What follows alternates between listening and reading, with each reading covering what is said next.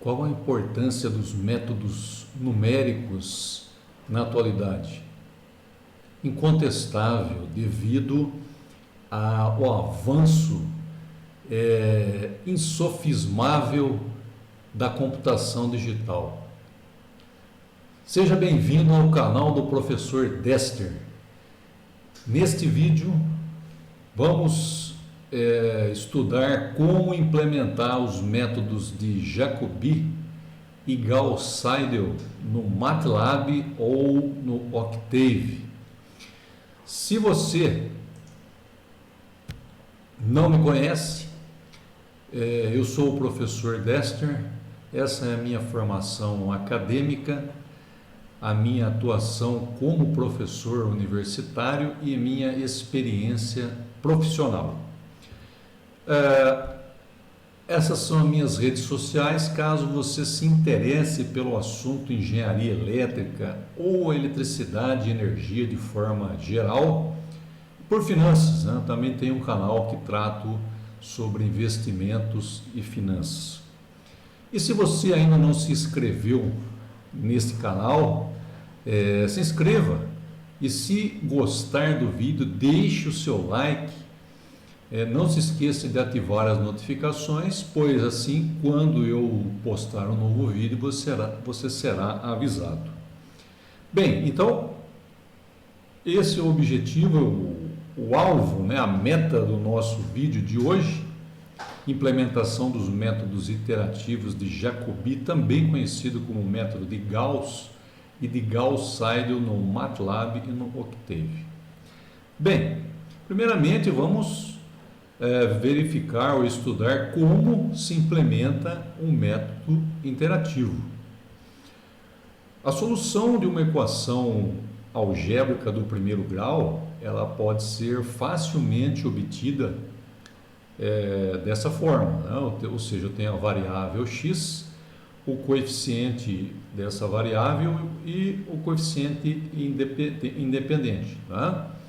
Muito bem, quando eu tenho um sistema de equações, eu posso representá-lo na forma matricial, desta maneira, onde A é uma matriz dos coeficientes das variáveis x1, x2, x3, x4, x5, sejam qual número for, ok?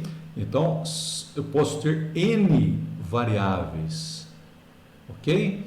Essa matriz A é a matriz dos coeficientes das variáveis e B é o vetor dos termos independentes ou termos constantes. Então, tem uma matriz, um vetor das variáveis e um vetor de termos independentes. Mas quando eu quero implementar um método iterativo para resolução desse sistema, eu tenho que reescrevê-lo da seguinte forma: x igual a cx mais g, isolando as variáveis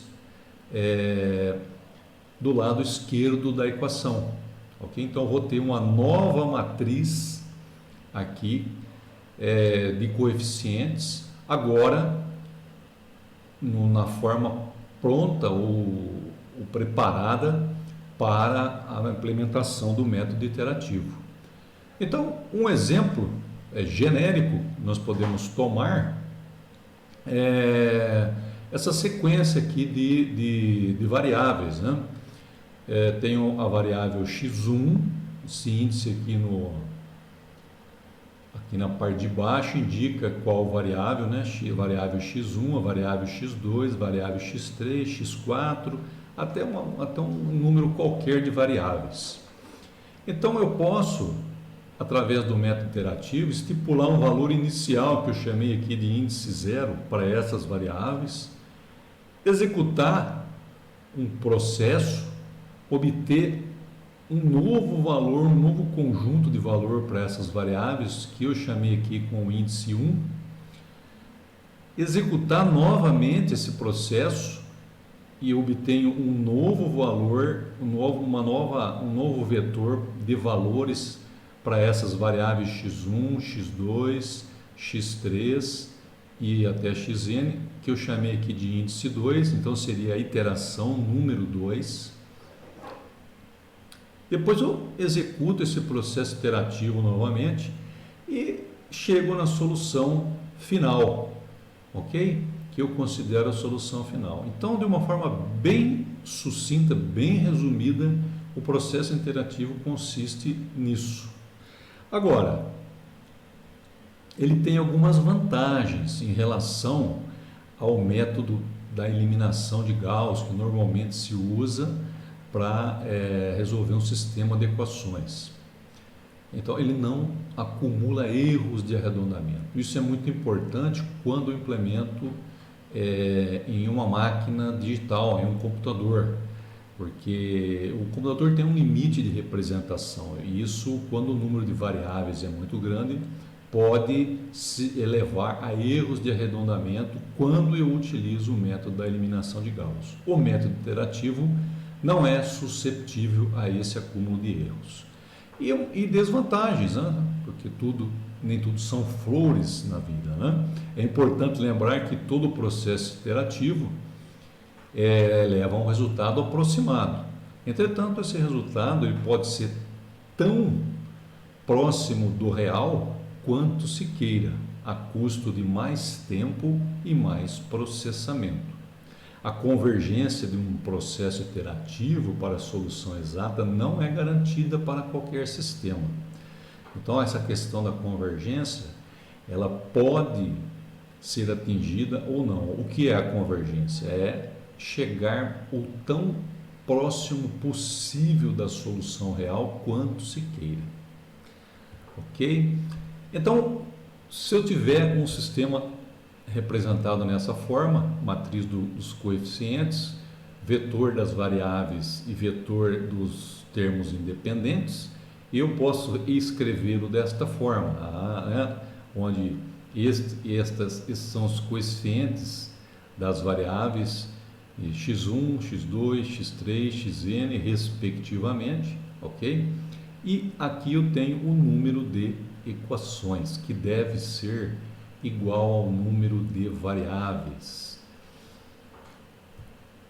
Muito bem, se eu isolar as variáveis x, aqui x1, x2, x3, xn, eu vou obter uma nova equação reescrita daquela forma que eu mostrei no início.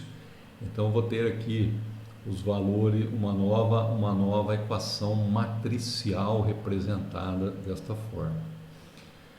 O processo iterativo, eu vou calculando esses valores em cada step, em cada passo do processo, em cada iteração. De forma que eu tenho que chegar o mais próximo possível da minha solução real. Mas como eu tenho que ter um critério de parada desse processo iterativo, senão eu ficaria fazendo infinitas iterações. O critério de parada é exatamente a minha tolerância, ou seja, a tolerância definida. Esse valor é que vai me permitir chegar tão próximo quanto eu queira da minha solução. E essa diferença, ela é definida dessa forma, né? Existe aqui uma maneira matemática precisa de definir essa diferença entre uma iteração e outra. Essa diferença eu calculo assim: tomo o valor da variável x, seja da primeira, da segunda, da terceira, das n variáveis, né? Da iteração k mais 1. Então, se eu tiver na iteração 2, esse k aqui valeria 1, né? Então, k mais 1. Na iteração 2, subtraio dos valores obtidos na iteração 1, por exemplo, e divido pelo valor dessa variável nessa iteração k mais 1, ou seja, na iteração 2. Calculo o módulo e verifico se este módulo é menor que a tolerância. Se ele for menor que a tolerância, significa que o meu processo convergiu, tá? Existe a questão de que se esse valor for zero ou se esse valor de k mais 1, né, da variável x for igual a zero, essa divisão não é definida. Então eu tenho que criar dentro do meu processo iterativo uma saída para isso. Muito bem. O resumo então do método é estipular uma tolerância, isolar cada uma das variáveis, estimar a solução inicial para as variáveis. Eu tenho que dar uma estimativa inicial, que eu não precisa ser, não tem exata, não existe nenhum critério para que você possa, quer dizer, existem até critérios para você estabelecer soluções iniciais, ok? Mas isso foge ao escopo aqui do nosso vídeo. Substituir a solução nas equações das variáveis isoladas, encontrar nova solução, verificar se a precisão desejada foi atingida, caso não, volte para o passo 4. Então, eu vou ficar aqui entre o passo 4 e o passo 6, até que a minha tolerância seja, a minha precisão ou tolerância seja atingida. Quando ela for atingida, o processo terminou. Vamos ver um exemplo para que fique mais claro. Então, eu tenho aqui esse sistema de equações. Eu vou passar então pelos passos que a gente viu aqui, os 7 passos, para ver como se implementa esse método. Então, vamos supor que eu estabeleça uma tolerância de 0,05. Significa o quê? Que a diferença entre uma iteração e outra para todas as variáveis aqui tem que ser menor do que esse valor. Então, eu vou estar bem próximo da minha solução real, né? Eu posso estipular esse valor ainda menor, não há problema. Então, vamos lá. O primeiro passo é estipular o valor de epsilon, que eu já fiz, certo? Isolar cada uma das variáveis, resultando em 3 equações nas variáveis x1, x2, x3 ou n variáveis isoladas. Então, foi isso que eu fiz aqui. Isolei a variável x1, só fazer o trabalho algébrico aqui, passar 2x, 2 mais x3 para cá e dividir por 10. Então, isolei a variável x1, isolei a variável x2 nesta equação e isolei a variável x3 nesta equação. Portanto, o meu sistema está reescrito na forma adequada para trabalhar num processo iterativo com ele. Bom, os próximos passos: estimar uma solução inicial, substituir a solução nas equações, encontrar nova solução e verificar se a precisão foi atingida. Então está aqui. Veja só, esse aqui foi a minha estimativa inicial de solução para x1, x2 e x3. 0, 0 e 0. Não sei se é essa a solução, mas estimei essa como sendo inicial. Substituo os valores aqui de x2, x3, ok? De x1 aqui, x2, substituo 0 aqui, né, esses valores, e vou encontrar essa nova solução para x1, x2 e x3. Essa nova solução eu vou chamar de iteração número 1. Veja, iteração número 1. Na primeira iteração, eu encontrei essas soluções aqui para x1, x2 e x3, substituindo este valor inicial aqui nas variáveis, o valor que eu considerei como um valor de partida. Bem, vou calcular esse módulo aqui. Veja, eu vou ter aqui esses valores aqui como sendo 0. Então, se eu tenho 0 aqui no denominador, eu tenho que criar um mecanismo no meu processo iterativo lá na implementação, de forma que eu nunca tenha 0 aqui no denominador. O que eu posso fazer? Quando esse valor for 0, eu estipulo um valor muito pequeno para x. Por exemplo, 1 vezes 10 elevado a menos 20. Foi o que eu fiz.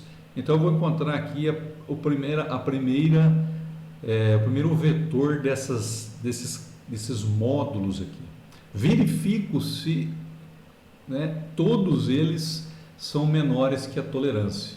Evidentemente que são muito maiores que a tolerância. Okay? Então, o máximo aqui o valor máximo desses 3 vetores é muito maior que a tolerância. Portanto, eu tenho que continuar no meu processo iterativo, executar novamente os passos 4, 5 e 6. Substituir a solução nas equações. Qual solução? Essa que eu acabei de encontrar. Então, veja, encontro a nova solução e verifico se a precisão foi alcançada. Aquela solução que eu obtive vai ser os novos valores que eu vou substituir naquelas equações. Veja, x1, x2, x3, vou substituir x1, x2, x3 aqui e vou calcular novos valores para x1, x2 e x3, que eu vou estipular como sendo da iteração número 2. Estão aqui os novos valores calculados. Novamente calculo aquele módulo, né, da diferença entre uma interação e outra, a diferença que eu chamo de diferença relativa, e verifico o valor máximo dentre essas diferenças. São maiores ainda que a minha tolerância, portanto eu tenho que ir para mais uma iteração, executar novamente os passos 4, 5 e 6. Veja, aqueles valores encontrados aqui na solução da iteração número 2, veja, são exatamente os valores iniciais aqui para a iteração número 3.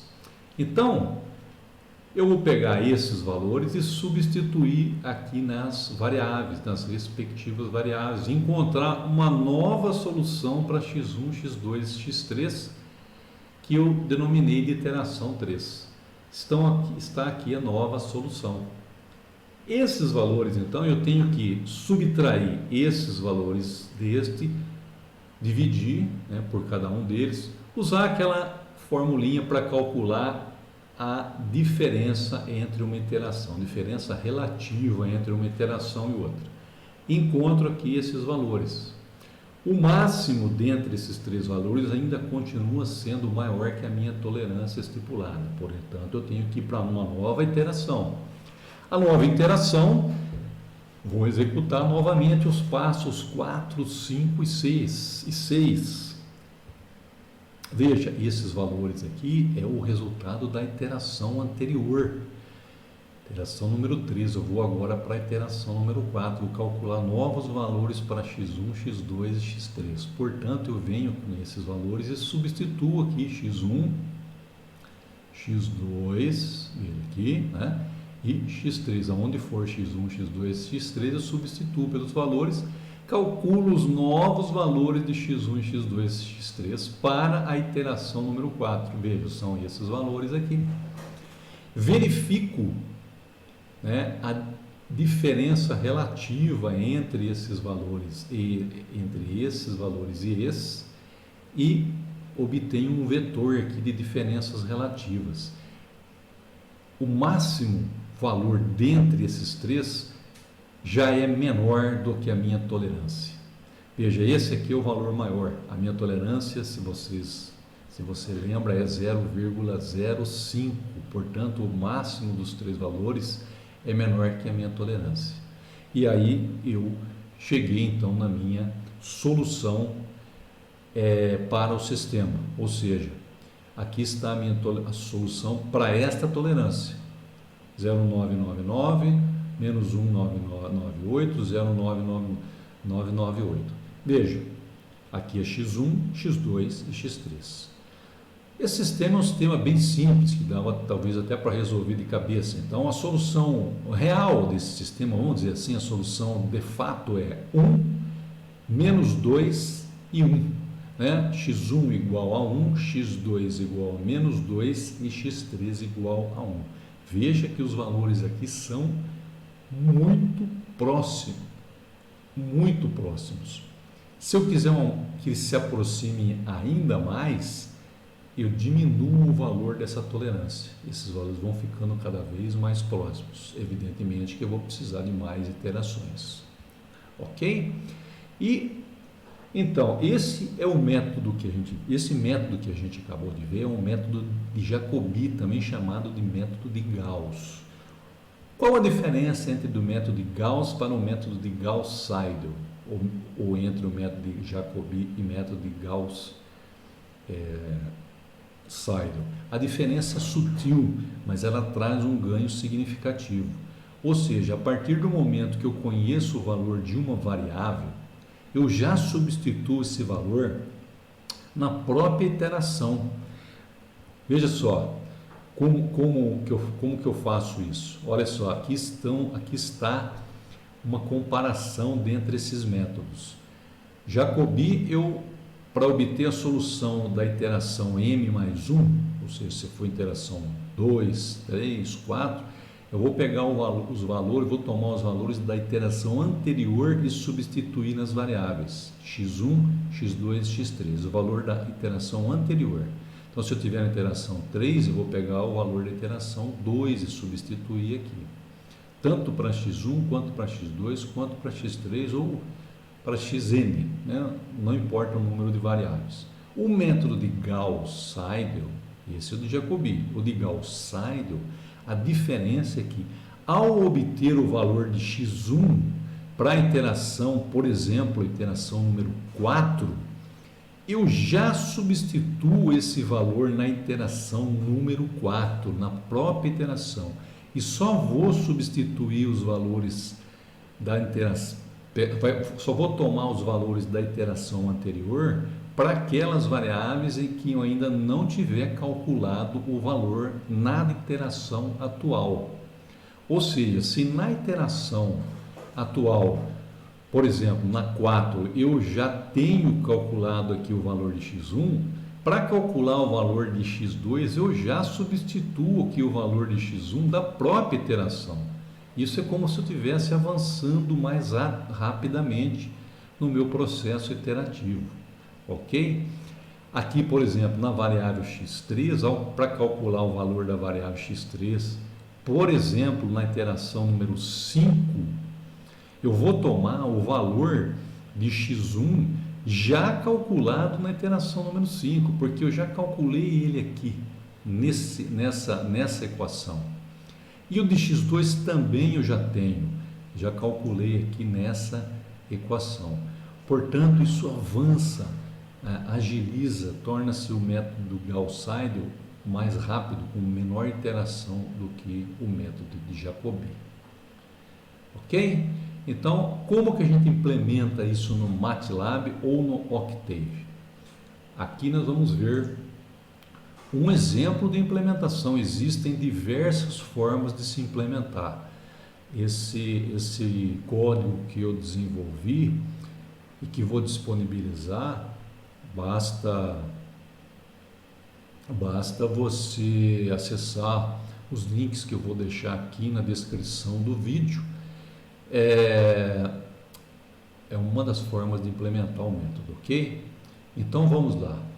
Veja só, aqui eu tenho a minha janela do Octave, pode ser o MATLAB também, não há problema algum.